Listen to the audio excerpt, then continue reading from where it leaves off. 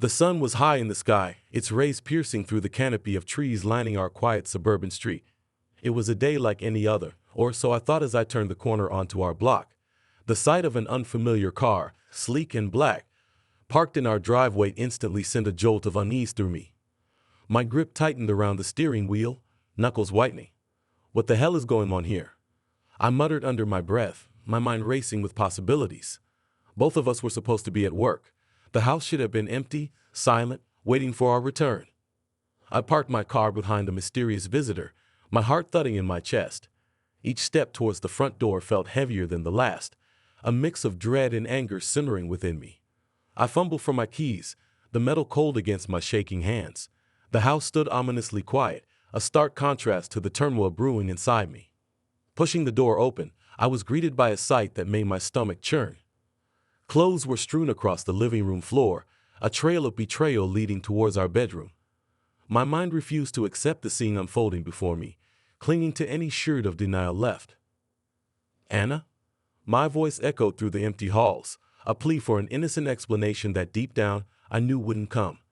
The silence was suffocating, each second stretching into eternity as I approached the bedroom door, my heart in my throat. The door creaked open, revealing the devastating truth. There, in our bed, lay Anna and an unknown man, their naked bodies intertwined in sleep. The world seemed to stop spinning, the air sucked out of the room. I stood frozen, a spectator to my own life crumbling before my eyes. "Anna." The anger in my voice cut through the silence like a knife, jolting her awake. Her eyes, wide with shock and fear, met mine, and for a moment, time stood still. "John, this isn't what it looks like," she stammered, her voice barely a whisper, betraying her guilt. I laughed, a hollow sound filled with disbelief and pain. "Isn't it, Anna? Because it looks exactly like you've shattered everything we had." The stranger stirred, blinking against the light, confusion etched on his face as he realized the gravity of the situation. "Who the hell are you?" I demanded, my voice laced with venom. "My name is Michael," he mumbled, avoiding my gaze, the shame evident in his voice. The room felt suffocating, the air thick with betrayal and lies. I needed to escape, to breathe, to think. My marriage, my trust, my entire life lay in ruins at my feet, and the journey ahead promised nothing but pain and heartache. The world outside seemed oblivious to the storm raging inside me as I stumbled out of the bedroom, my mind a cacophony of betrayal and disbelief. The walls of our home, once filled with laughter and love, now felt like a prison of lies. I made my way to the living room, each step echoing the shattering of the life I thought I knew. I collapsed onto the couch, my head in my hands, trying to piece together where things had gone so wrong. The image of Anna and Michael, entwined in what was once our sanctuary, replayed over and over in my mind, each time like a fresh wound. It wasn't long before Anna, wrapped in a sheet, found me. Her eyes were red, swollen from tears, a stark contrast to the composed woman I married. "John, please let me explain," she pleaded, her voice trembling. I looked up, the hurt evident in my eyes. "Explain? How do you explain this, Anna? How do you justify tearing our lives apart?" She took a hesitant step forward, reaching out as if to touch me, but I recoiled. "It was a mistake, John. I never meant for any of this to happen. It got out of control." "A mistake?" I echoed, my voice rising with anger. "You call this a mistake? This is betrayal, Anna. You've destroyed us." She flinched at my words, tears streaming down her face. "I know, I'm so sorry, John. I know sorry isn't enough, but I don't know what else to say." The room fell silent, the air heavy with words left unsaid and apologies that could never mend the broken trust between us. The chasm that had opened up in our marriage seemed insurmountable. As we stood there, the distance between us more than just physical, the sound of footsteps approached. Michael, now dressed, his expression one of remorse and embarrassment, entered the room. "I should go," he muttered, avoiding eye contact. "Yes, you should," I replied coldly, my gaze fixed on him, a reminder of the stranger who had invaded my life, my home. Anna looked between us, the conflict evident on her face. "John, save it, Anna. There's nothing you can say." My words cut her off, the finality in my voice leaving no room for further discussion. With that, Michael left, the door closing behind him with a soft click, a symbolic end to the life I had known. Anna and I were left in the ruins of our marriage, the silence between us a testament to the depth of our estrangement. In that moment, I realized the full extent of the damage done. My trust was shattered, my heart broken, and the future I had envisioned with Anna lay in ruins at my feet. The path forward was unclear, but one thing was certain. Our lives would never be the same again. The aftermath of the revelation was a blur of sleepless nights and endless questions. How long had it been going on? Were there signs I had missed? Could our marriage be salvaged, or was it beyond repair? The house felt colder, the silence between Anna and me a gaping chasm that seemed impossible to bridge. One evening, as I sat at the kitchen table staring blankly at a cup of coffee that had long since gone cold, Anna walked in. She looked weary, the weight of our situation etched into the lines of her face. She hesitated at the doorway before taking a tentative step inside, as if entering the lair of a wounded animal. "John, can we talk?" Her voice was soft, almost a whisper, but it cut through the silence like a knife. I looked up, meeting her gaze for the first time in days. "What's left to talk about, Anna?" My voice was flat, drained of emotion. "I know I've hurt you, more than I can ever express. And I know I don't deserve your forgiveness," she began, her voice steady despite the tremor I saw in her hands. "But I owe you an explanation. Not excuses, but an explanation." I leaned back in my chair, arms crossed. "I'm listening," I said, though part of me wondered if there was anything she could say that would make a difference. She took a deep breath, as if bracing herself against the storm to come. "It started a few months ago. I was feeling lost, disconnected from everything, even from you. Michael was just there. He listened, made me feel seen when I felt invisible. It was a moment of weakness, a mistake that spiraled out of control." Her words hung in the air between us, a confession that offered no comfort. "And that makes it okay?" I asked, the bitterness in my voice surprising even me. "No, it doesn't. Nothing can make this okay," she replied, her voice breaking. I felt so alone, John. We've been drifting apart for so long, and I didn't know how to bridge that gap." I sighed, a part of me wanting to reach out, to find the woman I fell in love with beneath the layers of betrayal and hurt. But another part of me recoiled, unable to reconcile the image of the devoted wife with the woman who stood before me now. "Where do we go from here, Anna?" I asked, the question heavy with the weight of our fractured past and uncertain future. She wiped away a tear, her gaze meeting mine with a vulnerability I hadn't seen in years. "I don't know, John. I want to make things right, if that's even possible. I want to try to rebuild what we've lost, but I know that decision isn't mine to make alone." The room fell silent once more, the air thick with the enormity of the decision before us. To try to mend the unbridgeable, to rebuild from the ashes of betrayal, or to walk away from the ruins of our marriage, each path fraught with pain and uncertainty. As I looked at Anna, her eyes pleading for a second chance, I realized the tempest of emotions raging within me had no simple resolution. Forgiveness seemed like a distant shore, and yet the thought of letting go, of ending the chapter of our lives together, filled me with an unexpected sense of loss. The path forward was unclear, shrouded in the fog of hurt and betrayal. But in that moment, I understood that whatever decision we made, it would have to be one we walked together, through the tempest and beyond. The days that followed were a study in restraint. Anna and I moved around each other like two planets in a decaying orbit, each moment together a reminder of the chasm that had opened up between us. Despite her attempts to bridge the gap, to find a foothold in the ruins of our relationship, I found myself withdrawing further, the hurt too raw, the betrayal too deep. It was on one such evening, as I sat in the dim light of the living room, nursing a glass of whiskey, that a thought struck me, a dark, insidious whisper that promised a salve for my wounded pride. Revenge. The idea took root in my mind, growing with each sip of the amber liquid, each replay of the betrayal. The opportunity presented itself a few days later in the form of an unexpected encounter with Michael's wife, Sarah. We ran into each other at the local supermarket, the awkwardness of the situation evident in her forced smile and the way her eyes darted around, seeking an escape. "John," Sarah began, her voice tinged with unease, I'm so sorry for what happened." I studied her for a moment, noting the genuine regret in her eyes. "Thank you, Sarah. It's been difficult," I replied, the words tasting like ash in my mouth. We stood in silence for a moment, the air between us heavy with unspoken words. Then, driven by the dark seed that had taken root in my heart, I made a decision that would alter the course of our lives forever. "Sarah, would you like to grab a coffee sometime? There's a lot we could talk about," I suggested, the words laced with an undercurrent of something darker than mere camaraderie. Her eyes widened slightly, surprised by the invitation. After a moment of hesitation, she nodded. "Yes, I think I'd like that," she said, a trace of resolve in her voice. The coffee meeting was the first step on a path driven by vengeance.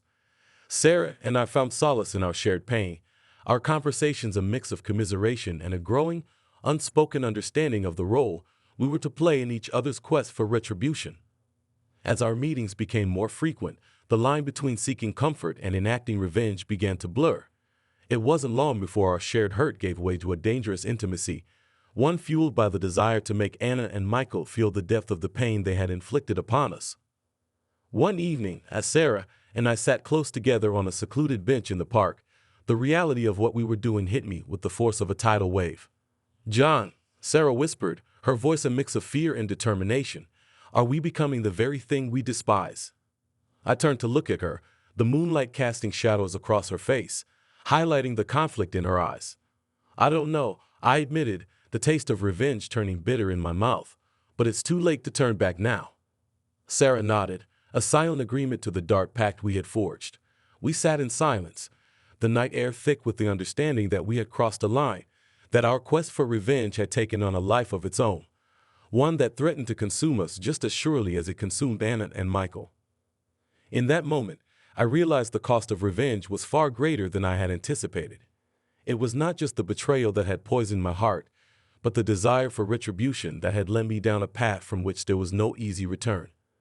The taste of revenge, once sweet, had turned to ash, leaving me to wonder if the price of vengeance was a price worth paying. The weeks that followed were a testament to the old adage that revenge is a dish best served cold. Sarah and I had embarked on a path that, while initially providing a bitter sense of satisfaction, gradually morphed into a heavy cloak of guilt and remorse. Our actions, born from a desire to inflict pain upon those who had wronged us, had instead begun to erode our own sense of self, leaving us questioning the morality of our choices. One evening, as the autumn leaves painted the world in hues of fire and gold, I found myself sitting across from Anna in the quiet desperation of our living room. The air was thick with unspoken words, a tangible reminder of the chasm that had grown between us. "John," Anna's voice broke the silence, her eyes searching mine for a sign of the man she once knew. "I know I have no right to ask for your forgiveness, but I need to know. Is there a part of you that can still see a future for us? A future where we can move past the hurt and rebuild?" Her words hung in the air, a fragile hope amidst the ruins of our marriage. I looked at her, really looked, and saw not just the woman who had betrayed me, but the partner who had shared a lifetime of memories, both joyous and painful. "Anna," I began, the weight of my own betrayal heavy on my tongue. "I've been seeking my own form of revenge. It's not just you who has caused pain." The confession seemed to hang between us, a new wound inflicted upon an already battered heart. "What do you mean?" she asked, her voice barely above a whisper, dread etched into every syllable. "I found solace in someone else's pain, in Sarah's. We sought to hurt you and Michael as we were hurt," I admitted, the taste of the truth bitter and unforgiving. The silence that followed was deafening, a chasm of betrayal and hurt that seemed insurmountable. "So, we are both guilty of seeking comfort in the arms of another," Anna finally said, her voice laced with a sorrow that mirrored my own. "Where does that leave us, John?" I sighed, the weight of our shared transgressions a heavy chain around my heart. "I don't know, Anna, but I do know that revenge has only brought more pain. And silence has cost us both more than we ever imagined." Anna nodded, a tear tracing a silent path down her cheek. "The silence has been deafening, John. But maybe it's time we break it, not with accusations or anger, but with an honest attempt to understand and forgive, if not forget." Her proposal hung in the air, a beacon of hope in the darkness that had enveloped our lives. It was a daunting prospect to confront the pain and betrayal head-on, to navigate the treacherous waters of forgiveness and healing. But in that moment, I realized that the price of silence was far too high, a barrier to the possibility of redemption and a future untainted by the past. Let's break the silence, Anna. Let's start anew, not as the people we were, but as the people we hope to become, I said, the decision feeling like a first step on a long and uncertain journey towards healing. Anna reached across the space that had divided us, her hand finding mine, a tangible connection amidst the emotional turmoil. Together, John, we'll find a way through this together. The path ahead was uncertain, fraught with the potential for more pain and heartache. But in breaking the silence, in choosing to face our demons together, we had taken the first step towards reclaiming the love and trust that had once defined our relationship. The price of silence, we had learned, was far too great to bear. And in its place, we had found a fragile hope for a future built on the foundations of understanding, forgiveness, and a love that, though battered, remained unbroken. The journey of healing and reconciliation is often fraught with setbacks and heartache, a truth Anna and I came to understand all too well in the weeks that followed our decision to break the silence. Yet with each passing day, we committed ourselves to the arduous task of rebuilding the trust and intimacy that had once been the cornerstone of our marriage.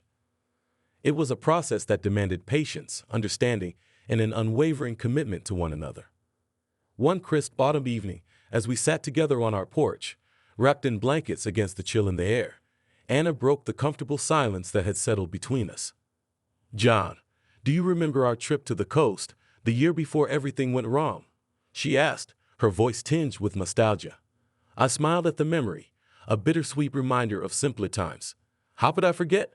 We got caught in that downpour and ended up laughing and dancing in the rain like a couple of kids. Anna laughed, the sound of melody that warmed my heart. Yes, exactly. It was spontaneous and silly, and perfect. I missed that, the us that could find joy in the unexpected. I reached for her hand, squeezing it gently. I missed that too. But I believe we can find our way back, maybe not to the same place we were before, but to somewhere new, somewhere better. She leaned her head on my shoulder, a silent affirmation of our shared hope for the future. I want that, John, a new beginning, not just for us, but for the love we share. A love that's wiser, stronger, and more forgiving. The conversation marked a turning point for us, a commitment to not only mend the fractures in our relationship, but to forge a new path forward, one defined by mutual respect, understanding, and a renewed sense of joy in the life we shared. In the weeks that followed, we made a conscious effort to reintroduce spontaneity and laughter into our lives. We'd embarked on small adventures, exploring the hidden gems of our city, trying new hobbies together, and creating new memories to replace the old ones tainted by pain and betrayal. One evening, as we experimented with a painting class, a medium neither of us had any talent for, Anna looked over at my canvas, a mess of colors and indiscernible shapes, and burst into laughter. "John, what on earth is that supposed to be?" she asked between giggles, her eyes sparkling with amusement. I glanced at her masterpiece, a surprisingly adept rendition of the still life we were supposed to be painting, and then back at my own. "It's abstract art, Anna. It's meant to capture the essence of the subject, not the literal form." Her laughter filled the room, infectious and genuine, and soon I joined in, the sound of our shared joy a testament to the progress we had made. Abstract art, huh? Well, I think it perfectly captures the essence of our new beginning, unexpected, a little messy, but beautiful in its own right, she said, her hand finding mine as we laughed together. That moment, simple yet profound, encapsulated the essence of our new beginning. It wasn't about erasing the past or returning to the way things were before the betrayal. It was about embracing the present, with all its imperfections and uncertainties, and building a future that acknowledged our mistakes, but wasn't defined by them. As Anna and I continued to navigate the complexities of forgiveness and healing, we did so with the understanding that our love, though tested, remained a source of strength and hope. Our new beginning wasn't marked by grand gestures or declarations of undying love, but by the quiet moments of connection and understanding that filled our days, a testament to the enduring power of love to overcome even the deepest of wounds. The process of healing and moving forward was neither linear nor predictable. Anna and I found ourselves navigating a maze of emotions, sometimes feeling as if we had taken one step forward only to take two steps back. Yet, with each challenge, we learned more about ourselves and each other, our commitment to rebuilding our relationship growing stronger with each passing day. One chilly evening, as we sat by the fireplace, the flickering flames casting a warm glow over the room. Anna turned to me, her expression thoughtful. John, do you ever think about the future? I mean, really think about what it holds for us? She asked, her voice soft, but carrying an undercurrent of earnest curiosity. I considered her question, the weight of it settling in my chest. I do, I admitted, turning to meet her gaze. I think about it a lot, actually. I used to fear the future, afraid of what it might bring, or worse, what it might not bring. But now I find myself feeling hopeful, curious even, about what we can build together. Emma smiled, a gentle, reassuring smile that eased the tightness in my chest. I feel the same way. It's strange, isn't it? After everything that's happened, we're still here, together, looking forward to the future. It is strange, I agreed, but it's also kind of wonderful. We've been given a second chance. Not many people get that. I don't want to waste it. Neither do I, she said, reaching for my hand and intertwining her fingers with mine. John, I want us to make a promise to each other right here, right now.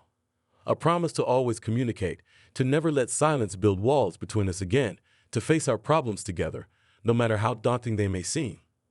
I nodded, the significance of her words not lost on me. I promise, Anna, and I want to add to that promise. Let's vow to never lose sight of the joy in our relationship, to keep seeking out those moments of spontaneity and laughter, to remind ourselves of why we fell in love in the first place. Anna's eyes shone with unshed tears, a mixture of happiness and resolve. I promise, John. Together, we'll navigate the road ahead, no matter where it leads. Our conversation that evening served as a foundation for the new chapter we were embarking on together. It was a commitment to not only heal the wounds of the past, but to actively work towards a future filled with love, understanding, and joy. In the weeks and months that followed, Anna and I made good on our promises. We communicated openly, sharing our fears, hopes, and dreams without reservation. We made a conscious effort to inject humor and spontaneity into our daily lives, often surprising each other with small acts of kindness or impromptu date nights. One afternoon, as we prepared dinner together in the kitchen, a spontaneous food fight broke out, laughter and mock indignation filling the air as we playfully tossed ingredients at each other. The mess was considerable, but so was the joy it brought us, a reminder of the lightness and love that had once defined our relationship.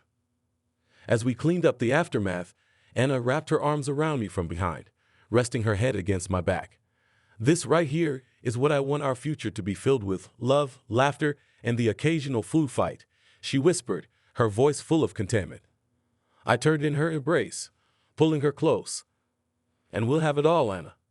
The road ahead may be uncertain, but as long as we're together, I have no doubt it'll be a journey worth taking. The road ahead was indeed uncertain, filled with potential pitfalls and unforeseen challenges. But Anna and I faced it with a renewed sense of hope and determination, our love a guiding light as we stepped forward into the future, hand in hand, hearts united.